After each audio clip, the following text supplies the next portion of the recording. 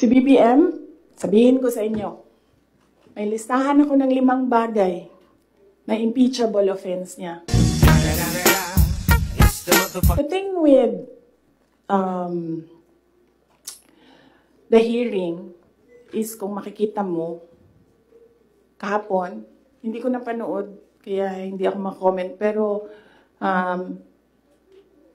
nakita ko sa transcript na kahit anong sabihin ng tao na nakaupo doon, ng resource person, kukontrahin siya noong nagtatanong.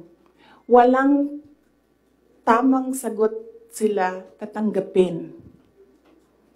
Kahit yung COA na mismo ang nagsabi kung ano yung trabaho niya, hindi nila tinatanggap na sagot.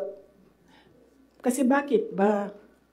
Kasi nga, sa simula, sinabi ko, gusto nila mag-impeachment.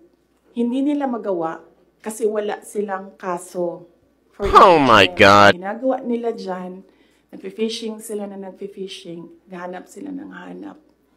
Alam nyo, before ako umupo, alam ko, impeachable officer ako. So binasa ko yan. Ano ang impeachment?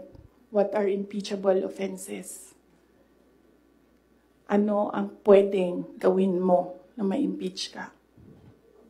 Binasa ko yan lahat. Si BBM, sabihin ko sa inyo, may listahan ako ng 5 bagay na impeachable offense niya.